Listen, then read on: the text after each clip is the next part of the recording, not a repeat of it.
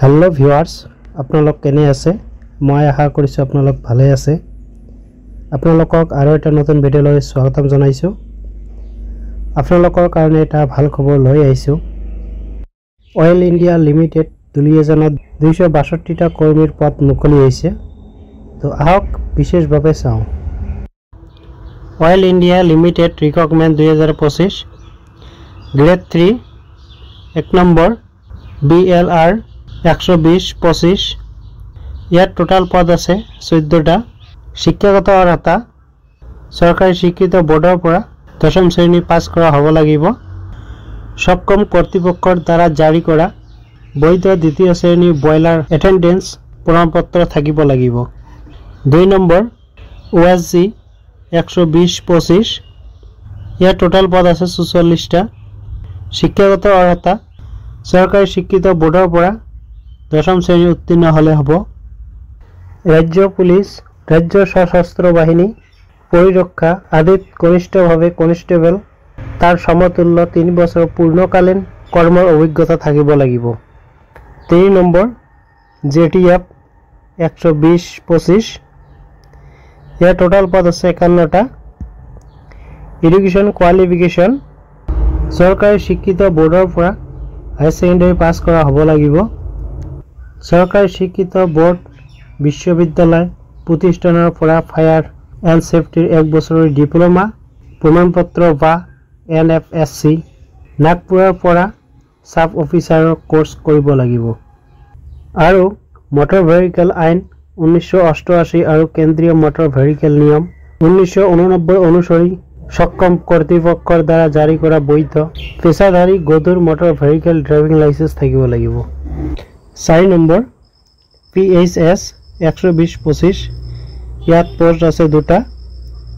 শিক্ষাগত অৰ্হতা যিকোনো বোৰ্ডৰ পৰা হাই সেকেন্ডাৰি পাস হলে হ'ব সৰকাৰি স্বীকৃত বোৰ্ড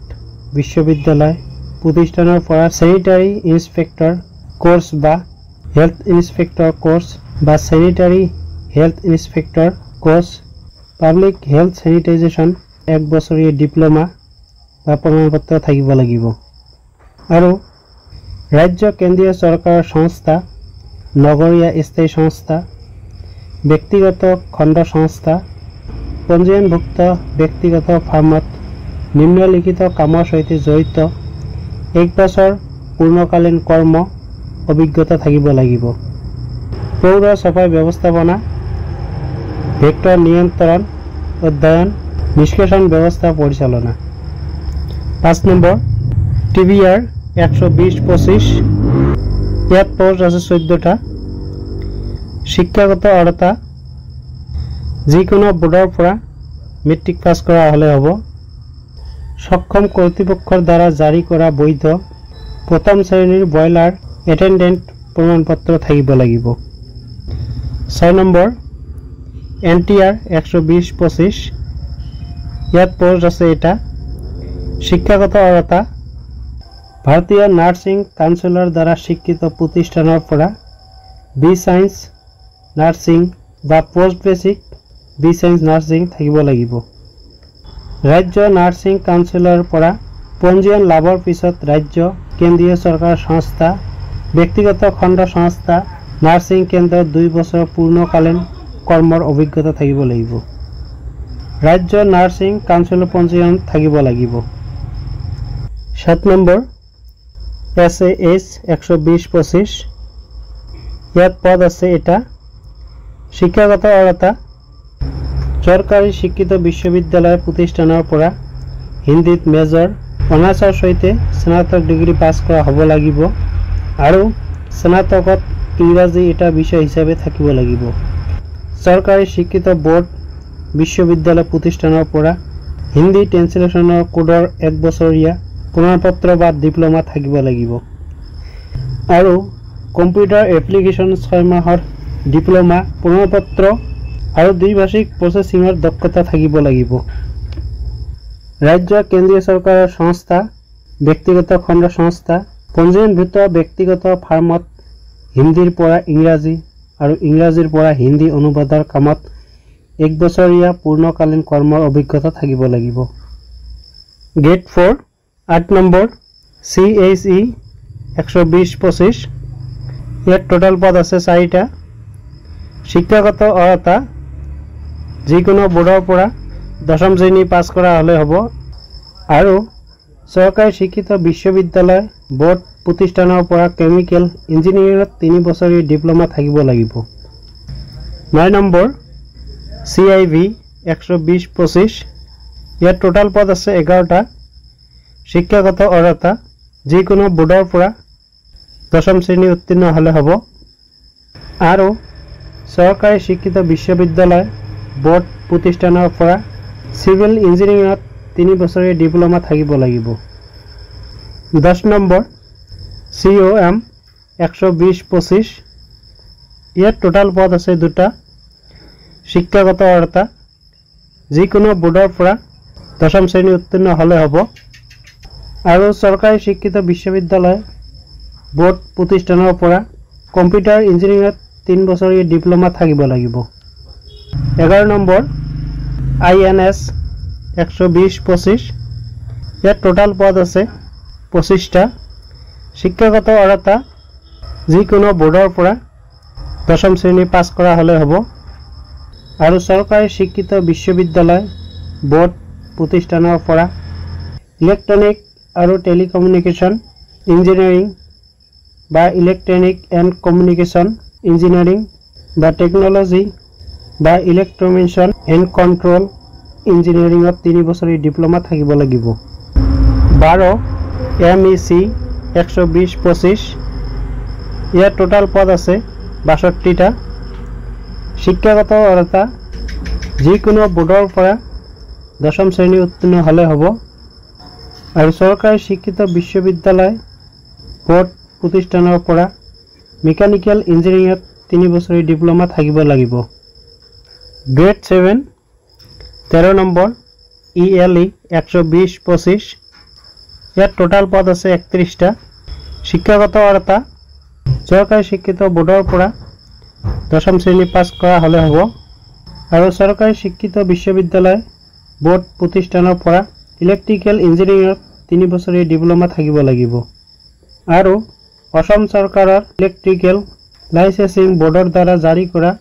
বৈধ ইলেক্ট্ৰিকেল সুপাৰভাইজাৰৰ প্ৰমাণপত্ৰ থাকিব লাগিব আদাৰ্স ক্ৰাইটেৰিয়া ডোমেচিয়াল প্ৰাৰ্থী অইল উৎপাদন আৰু অন্বেষণ ক্ষেত্ৰত অৰ্থাৎ অসমৰ ডিব্ৰুগড় তিনিচুকীয়া শিৱসাগৰ চৰাইদেউ জিলা আৰু অৰুণাচল প্ৰদেশৰ চাংলাং জিলাৰ হ'ব লাগিব এমপ্লয়মেণ্ট একশ্যন ৰেজিষ্ট্ৰেশ্যন প্ৰাৰ্থীসকলৰ এমপ্লয়মেণ্ট একশ্যন ৰেজিষ্ট্ৰেশ্যন চাৰ্টিফিকেট থাকিব লাগিব বয়সৰ সীমা 30 জানুৱাৰী 2024 পৰা post wise DLR 120-25 general 30 SC 35 ST 35 OBC 33 OSG 120-25 general 33 SC 38 ST 38 OBC 36 JTF 120-25 general 30 SC ST 35 OBC 33 PHS 120-25 general SC ST 31 OBC 34 TBR 120-25 general 30 SC ST 35 OBC 33 NTR 120-25 OBC কারণে 35 SAS 120-25 general SC ST OBC 31 CIC 120-25 general SC ST 30 और OBC 33 CIV 120-25 general 30 SC ST 35 OBC 33 COM 120-25 general SC ST OBC 30 INS 120-25 general 30 SC ST 35 OBC 33 MEC 120-25 general 30 SC ST 35 OBC 33 ELE 120-25 general 30 SC ST 35 OBC 33 আৰু কিবা যদি সহায়ৰ প্ৰয়োজন হয় এইটো নম্বৰত phone কৰিব পাৰিব আপোনালোকে আৰু এইটো এপ্লিকেশ্যন কৰোঁতে ফিজ পে কৰিব লাগিব category wise U R OBC কাৰণে 200 টকা plus GST SC ST EWS PWBD ex servicemen সকলৰ কাৰণে ফিজ নাই ইম্পৰ্টেন্ট ডেট আৰু এইটো অনলাইন ষ্টাৰ্ট হৈছে 18 জুলাই 2025 ৰ পৰা আৰু ইয়াৰ লাষ্ট ডেট 16 আগষ্ট 2025 লৈ থাকিব আৰু এইটো অনলাইন কৰা লিংক মই ভিডিঅ ডেসক্ৰিপচনত দি থম তাৰে পৰা গৈ আপোনালোকে অনলাইন কৰিব পাৰিব মই আশা কৰিছো আপোনালোক নিশ্চয় বুজি পাইছে কিবা যদি বুজাত অসুবিধা হৈছে মোক কমেন্ট কৰিব নিশ্চয় আপোনাক সহায় কৰিম যদি ভিডিঅটো চাই ভাল লাগিছে লাইক কৰিব বন্ধুবৰ্গৰ লগত শেয়াৰ কৰিব যাতে সকলোৱে গম পায় আৰু চেনেলটো সাবস্ক্ৰাইব কৰি কাষত থকা বেল আইকনটো দবাই ৰাখিব যাতে এনেকুৱা ধৰণৰ ভিডিঅ দিয়াৰ লগে লগে আপোনালোকে পায় তা আকৌ লগ পাম আৰু এটা নতুন ভিডিঅত আজিৰ ভিডিঅ এইখিনিয়ে আছিল